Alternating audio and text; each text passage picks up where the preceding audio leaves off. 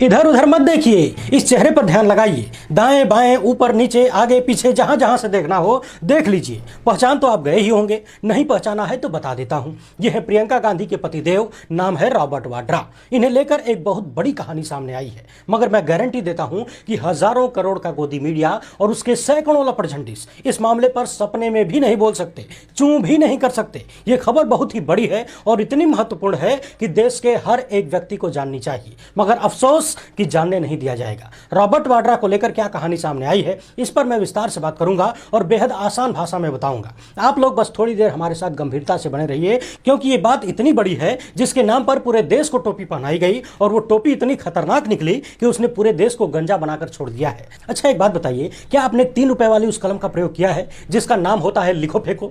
चाहे किसी भी कंपनी ने उस कलम का निर्माण किया हो, लेकिन उसकी पहचान लिखो फेंको से ही होती है। सवाल यह है कि क्या महाराष्ट्र में बीजेपी ने लिखने का काम कंप्लीट कर लिया है और अब फेंकने का वक्त आ गया है? कलम को नहीं भाई, इनको। बहुत ध्यान से इस मुद्दे को सुनिएगा। महाराष्ट्र की राजनीति में यह मामला बड़ा दिलचस्प हो चुका है। वहीं पुलवामा हमले को लेकर पूर्व गवर्नर सत्यपाल मलिक जी ने जो खुलासा किया, उस पर देश के गृहमंत्री अमित शाह ने कुछ जवाब दिया है। उनका जवाब भी बताएंगे और उनके जवाब पर कुछ सवाल भी उठाएंगे। इसके साथ ही कुछ अन्य बेहद महत्वपूर्ण मुद्दों पर भी चर्चा होगी, मगर उससे पहले आप सभी से अनुरोध है कि यदि आप हमें पहली बार देख रहे हैं तो फेसबुक पर हमारे पेज को फॉलो और लाइक कर लीजिए, यूट्यूब पर सब्सक्राइब करके घंटवा बजा दीजिएगा। देश को गोदी मीडिया के जहरीले प्रकोप से बचाने और आम आदमी की आवाज को बुलंद करने में यदि आप हमारी सहायता कर सकते हैं तो इस क्यूआर कोड या फिर इस मोबाइल नंबर का प्रयोग करते हुए हमें आर्थिक प्रयास भेजने का प्रयास जरूर करिएगा, क्योंकि हम किसी राजनीतिक दल या धन्ना सेठ के दम पर नहीं चलते, हम आपके भरोसे चलते हैं, इसीलिए बात भी आपकी करते हैं। यूट्यूब पर देख रहे हैं तो हमारे चैनल को ज्वाइन कर लीजिए। बहुत बहुत धन्यवाद। सबसे पहले कर लेते हैं, हाल ही में केंद्र की मोदी सरकार ने आईटी नियमों में संशोधन करते हुए पीआईबी नाम की संस्था को फैक्ट चेक करके उसे सोशल मीडिया से हटवाने की ताकत दे दी है। लेकिन यह काम तब किया गया जब संसद का सत्र खत्म हो चुका था, यानी कि सरकार ने सीधे सीधे इस पर विपक्ष के सवालों से बचना चाहती थी, जनता से छुपाना चाहती थी इस मामले को। इन नियमों के आने के बाद लोगों ने चिंता जाहिर की कि निश्चित ही सरकार इस तरह के कानून बनाकर सोशल मीडिया पर उठ रही आवाजों को दबाने और आलोचनाओं को समाप्त करने का प्रयास करेगी। इस कानून के सामने आने के बाद stand up comedian Kunal Kamra ने मुंबई हाईकोर्ट में याचिका दायर की, जिस पर हाईकोर्ट ने केंद्र सरकार से जवाब मांगा था कि ऐसी कौन सी जरूरत पड़ गई कि आपने इस तरह का नियम बना दिया, ऐसा कानून लेकर आ गए। इसके जवाब में सरकार ने कहा है कि यह फैक्ट चेक इकाई केवल सरकारी नीतियों और कार्यक्रमों से संबंधित झूठी और भ्रामक जानकारियों को हटाएगी और यह किसी भी राय, विचार, व्यंग, कलाकार के काम को इंटरनेट से नहीं हटाएगी। सरकार ने यह भी कहा है कि इस कानून का उद्देश्य यह है कि झूठी सूचनाओं के आधार पर लोगों का विश्वास लोकतांत्रिक संस्थाओं में कमजोर न किया जा सके और चुनी हुई सरकार की मंशा पर संदेह पैदा न किया जा सके। अब यहां एक सवाल उठता है कि सरकार ने कानून इसलिए बना दिया ताकि केंद्र सरकार की किसी योजना पर कोई भ्रामक बात न फैलाई जाए। अब यूं समझ लीजिए कि स्वच्छ भारत अभियान केंद्र सरकार की योजना थी। आप किसी भी गांव में चले जाइए, वहां यदि 100 शौचालय बनाए गए हैं तो उनमें से 70 से 80% शौचालयों की हालत बद से बदतर है। या तो वो प्रयोग के लायक नहीं है या फिर उन्हें ऐसा बनाया ही नहीं गया कि प्रयोग किया जा सके। हालांकि मैं हर गांव में ऐसी स्थिति का दावा नहीं कर सकता, लेकिन ज्यादातर में स्थिति कमोबेश यही नजर आएगी। अब यदि सरकार इसे भ्रामक या चुनी हुई सरकार में लोगों का भरोसा कम करने की बात कह के वीडियो डिलीट करवा दे तो इसके पीछे क्या तर्क दिया जाएगा? बहरहाल अब बात उस मुद्दे की करते हैं जो हम सब के लिए बेहद महत्वपूर्ण है, और वो मुद्दा है रॉबर्ट वाड्रा। इनके बारे में कुछ भी बात करने से पहले मैं चाहता हूं कि आप इनसे संबंधित ये 2-4 मीम्स को देख लीजिए। मैं केवल 2-4 ही दिखा रहा हूं। इस तरह के सैकड़ों हजारों सोशल मीडिया पर मीम्स पिछले 10 सालों में प्रसारित किए गए। यदि आप ये सोच रहे हैं कि ये सब आम आदमी करता है, आम जनमानस करता है, तो आप पूरी तरह से गलत हैं। इसके पीछे बड़े बड़े आईटी सेल होते हैं, बड़ी बड़ी राजनीतिक पार्टियों के होते हैं, इनका लंबा चौड़ा बजट होता है। साल 2012, 13, 14 तक पूरी की पूरी भारतीय जनता पार्टी, गोदी मीडिया का पूरा लश्कर, रॉबर्ट वाड्रा समेत पूरे गांधी परिवार को दुनिया का सबसे बड़ा भ्रष्टाचारी, 70 साल का लुटेरा और पता नहीं क्या क्या साबित करने में लगा रहा। आप इन मीम्स में लिखी गई बातों को ही देखकर समझ सकते हैं। लिखा है, भारत के हर निर्माण पर हक है मेरा, दामाद 420, डीएलएफ जीजाजी। यानी कि चारों तरफ से रॉबर्ट वाड्रा पर आरोप लगता रहा कि हरियाणा की कांग्रेस की सरकार ने कौड़ियों के भाव रॉबर्ट वाड्रा को जमीन दे दी। गोदी मीडिया ने इतना ड्रामा किया मानो ऐसा लग रहा था कि ब्रह्मांड के सबसे बड़े फ्रॉड और सबसे बड़ा भ्रष्टाचारी रॉबर्ट वाड्रा ही है।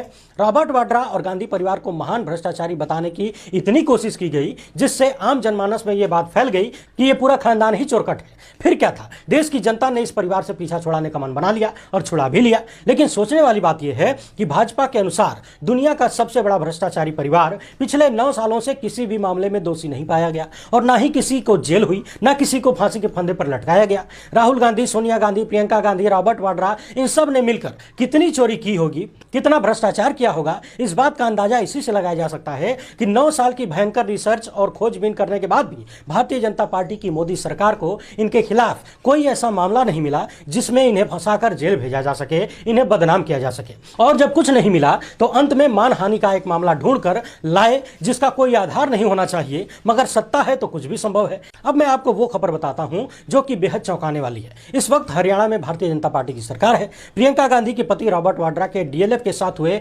जमीन सौदे को लेकर भारतीय जनता पार्टी ने रॉबर्ट वाड्रा और पूर्व मुख्यमंत्री भूपेंद्र सिंह हुड्डा पर धोखाधड़ी और भ्रष्टाचार के गंभीर आरोप लगाए थे, खूब तांडव मचाया था। लेकिन अब पंजाब और हरियाणा हाईकोर्ट में दाखिल किए गए एक हलफनामे में हरियाणा सरकार यानी कि हरियाणा की भाजपा सरकार ने कहा है कि रॉबर्ट वाड्रा ने जो सौदेबाजी की थी, जो जमीन की खरीद फरोख्त की थी, उसमें कहीं कोई गड़बड़ी नहीं मिली है। यानी कि भ्रष्टाचार का जो आरोप रॉबर्ट वाड्रा पर जमीन सौदे को लगाया गया था, जिसे लेकर बीजेपी के बड़े बड़े नेता और गोदी मीडिया के सैकड़ों लपट झंडीस 24 घंटे बयानबाजी किया करते थे, हवाबाजियां किया करते थे और जितना हो सके रॉबर्ट वाड्रा और गांधी परिवार को बदनाम करने की कोशिश की गई।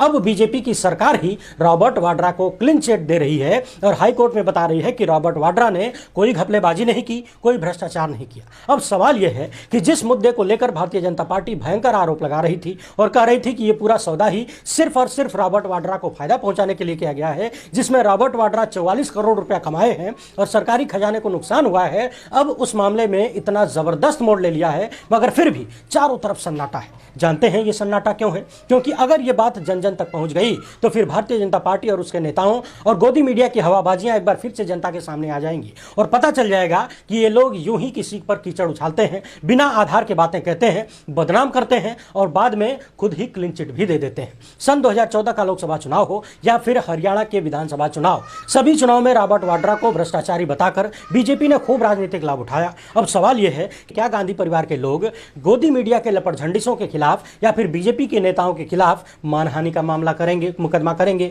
कोर्ट जाएंगे, जिन्होंने इस मुद्दे पर उनको भरपूर बदनाम करने की कोशिश की। वैसे भी जिस तरह से आए दिन नए नए मामले सामने आ रहे हैं, कभी अदानी को लेकर, कभी पुलवामा को लेकर, ऐसा लग रहा है कि भारतीय जनता पार्टी के ग्रह नक्षत्र एकदम उल्टे चल रहे हैं। कहानी इतनी ज्यादा बिगड़ने लगी है कि महाराष्ट्र में एक नई कहानी सामने आने लगी है। पिछले दिनों एनसीपी नेता अजीत पवार ने पार्टी की मीटिंग छोड़कर किसी अन्य कार्यक्रम में शामिल होते हुए यह कह दिया था कि मुख्यमंत्री बनने के लिए 2024 का इंतजार क्यों करना है। अजीत पवार की इन बातों ने महाराष्ट्र में एक नई राजनीतिक हलचल पैदा कर दी है। वहीं इस मामले पर शिवसेना नेता संजय राउत ने दावा किया है कि महाराष्ट्र के मुख्यमंत्री एकनाथ शिंदे को बोरिया बिस्तर समेटने के लिए कह दिया गया है। महाराष्ट्र में भारतीय जनता पार्टी ने किस तरह से शिवसेना को तोड़ा और अपनी सरकार बनाई, ये सब आप सबको मालूम है। मगर चूंकि महाराष्ट्र में लोकसभा की 48 सीटें हैं और शिवसेना टूटने की वजह से महाराष्ट्र की जनता के बीच उद्धव ठाकरे को लेकर जबरदस्त सहानुभूति सामने आने लगी थी। हाल फिलहाल में जितने भी छोटे मोटे उपचुनाव हुए उनमें ज्यादातर में भारतीय जनता पार्टी को करारी हार का सामना करना पड़ा। यहां तक कि जिन सीटों पर भारतीय जनता पार्टी का दशकों से कब्जा था, उन सीटों पर भी हार का सामना करना पड़ा। ऐसे में इस माहौल के साथ 2024 का लोकसभा चुनाव लड़ना बीजेपी के लिए आग में कूदने जैसा होगा। जानकार मानते हैं कि इस वक्त अगर महाराष्ट्र में लोकसभा के चुनाव होते हैं तो वहां पर बीजेपी सिंगल डिजिट में आएगी, यानी कि अधिक से अधिक 8-9 सीटें ला पाएगी। इस बात के कयास भी लगाए जा रहे हैं कि किसी भी हाल में भारतीय जनता पार्टी के नेता महाराष्ट्र में महाविकास अघाड़ी के गठबंधन को तोड़ने का प्रयास जरूर करेंगे। अब इस बात की चर्चा तेज हो गई है कि क्या बीजेपी अजीत पवार को मुख्यमंत्री पद पर बिठाकर महाविकास अघाड़ी में सेंध लगाना चाहती है। अब एक और सवाल पैदा होता है कि भैया मुख्यमंत्री तो एक ही बन सकता है। यदि अजीत पवार मुख्यमंत्री बनाए जाएंगे तो फिर शिवसेना तोड़कर भाजपा के साथ जुड़ने वाले एकनाथ शिंदे का क्या होगा?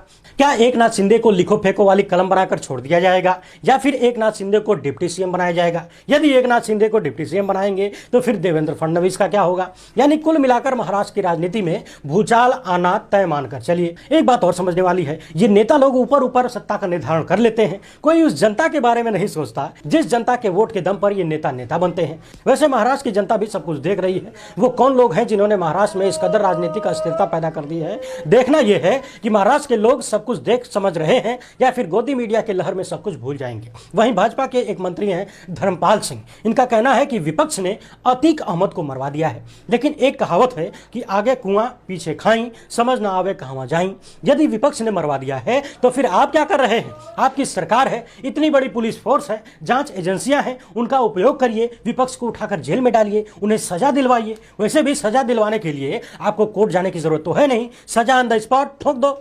आपकी पुलिस व्यवस्था इतनी कमजोर क्यों है कि विपक्ष के लोग पुलिस कस्टडी में किसी अपराधी को मार के निकल जाते हैं या मरवा देते हैं, और आप हैं कि खाली बयानबाजी करते हुए फिर रहे हैं। पहले तो आप अतीक अहमद को बचा नहीं पाए और अब आप विपक्ष को भी पकड़ नहीं पा रहे हैं। आप कितने कमजोर हैं भाई। पूर्व गवर्नर सत्यपाल मलिक ने पुलवामा हमले को लेकर पीएम मोदी और गृह मंत्रालय पर गंभीर प्रश्न चिन्ह खड़े किए थे। जब से उन्होंने ये बातें कही हैं कि पुलवामा सरकार की नाकामी से हुआ, लापरवाही से हुआ, सरकार यदि जवानों को जहाज दे देती तो फिर हमारे 40 जवान जिंदा रहते। और सत्यपाल मलिक के अनुसार जब उन्होंने ये बातें प्रधानमंत्री से कही तो प्रधानमंत्री ने कहा कि तुम इस मामले पर चुप रहो। इस मुद्दे को लेकर बीजेपी लगातार बैकफुट पर नजर आ रही है। उसे समझ नहीं आ रहा है कि बोले तो बोले क्या और करें तो करें क्या। वहीं गृह मंत्री अमित शाह का कहना है कि सत्यपाल मलिक को ये बातें उसी वक्त कहनी चाहिए थी जब ये घटना हुई थी। अब इस समय काहे बोल रहे हैं? लेकिन सवाल यह है कि क्या यदि सत्यपाल मलिक ने उस वक्त नहीं बोला तो आप इसे उनकी गलती या कोई मजबूरी कह सकते हैं? लेकिन क्या इस आधार पर सत्यपाल मलिक के आरोपों की जांच से इनकार किया जा सकता है? उस वक्त नहीं बोला, अब तो बोल रहे हैं, अभी जांच करवा लीजिए। वैसे भी 4 साल से अधिक का समय गुजर चुका है। अब तक क्या हुआ, कितनी जांच हुई, क्या रिपोर्ट आया, कुछ तो बताइए। क्या 40 जवानों की मौत की जांच सिर्फ इसलिए नहीं होनी चाहिए कि सत्यपाल मलिक ने उस वक्त नहीं बोला था, अब बोल रहे हैं? क्या यह कोई आधार है कि जांच नहीं करवाई जाएगी? वैसे इस तरह की तमाम रिपोर्ट भी सामने आ रही हैं जिनसे यह खुलासा होता है कि किस तरह से जानबूझकर सीआरपीएफ के जवानों को जहाज नहीं दिया गया, मजबूरन उन्हें ट्रकों में भरकर आवाजाही करनी पड़ी और हमारे देश के 40 जवान शहीद हो गए। इस मामले पर हम आगे भी बात करेंगे और लगातार बात करते रहेंगे। गोदी मीडिया इस मुद्दे को चाहे जितना दबाना चाहे, हम इन मुद्दों को कभी छोड़ेंगे नहीं और तब तक सवाल पूछते रहेंगे जब तक संतोषजनक जवाब